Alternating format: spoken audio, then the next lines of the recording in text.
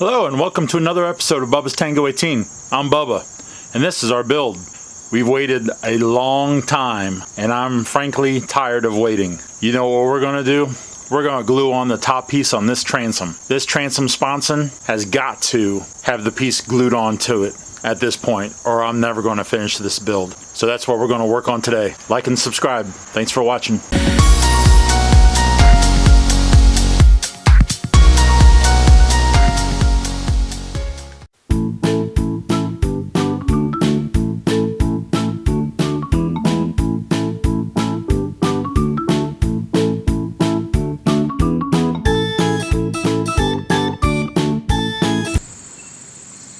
So I've come to the conclusion that there's nothing better in this world than recording without sound.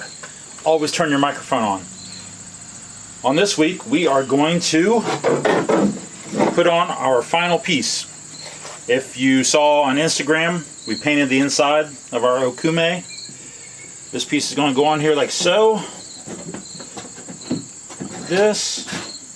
We're going to glue it, clamp it, and then fair off all the edges, do some cutting. There's where we cut the hole in our transom. We cut the hole, we epoxy resined all the open areas, placed in our cover, that's here, glued and screwed, and then painted over top of all that. So hopefully we have a nice good seal in case anything should happen, and we can open that whenever we need to inspect the inside. And it's raining. So actually what I'm going to do first, so I have good places to clamp, is I'm going to put some screws in along here. I have like 10 clamps.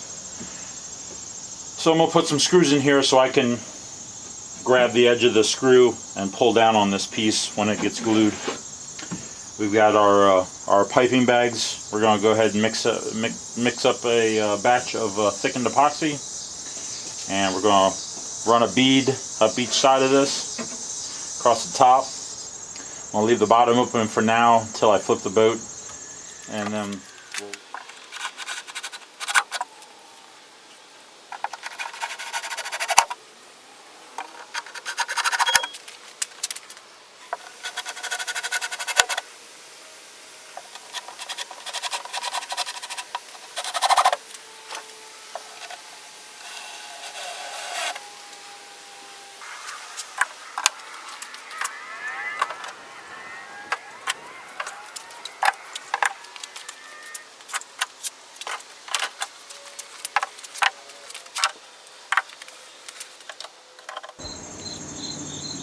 so right now I'm just test fitting how I'm going to potentially lock this down, what I want to see or do.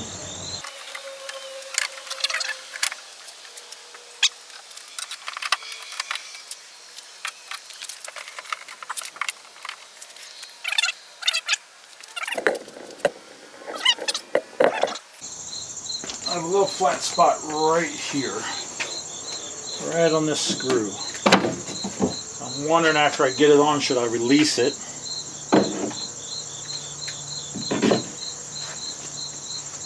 And allow this to pop up so I can have a flatter contour, because that side, they don't perfectly match on both sides, but you know, less fairing I'd have to do, the better. It's so funny, people have all these videos about how to make the rubber pieces that go on here on the internet, all over, you know. And if you take them off, the metal part will actually dig into the wood and hold it. I mean, you can do rubber side, so I do rubber side on one side, and then like on the bottom, these have rubber on the bottom and the metal on top, and the metal will dig into the wood. I mean, obviously, if you have nice wood, you don't want to worry about that, but you know, this is going to get glassed and faired.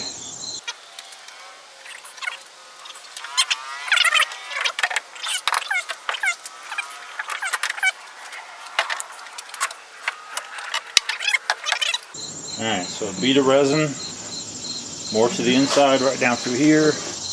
Bead of resin right on the edge here, because I think it's going to squish inside. I'm going to some up on top here, just a little bit through here because it's so sharp of an angle. I think it will just squish down in, and then after we're all clamped down through here, then I'll come back on this side and fill in a little bit. That's the game plan. All right, mixing up the resin. Of course, the wind picks up as soon as I'm getting ready to put some thickening silica inside of it, but that's the way it goes. All right, we got our piping bag. Got ready to squeeze this down a little bit. Put a little twist in it.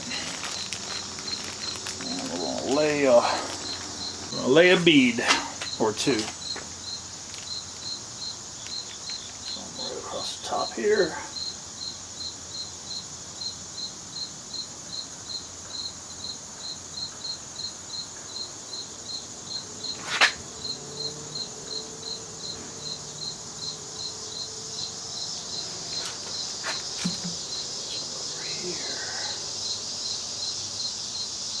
Not too much on the left side. I think it's going to just not do any good until I get this clamped and then able to come back and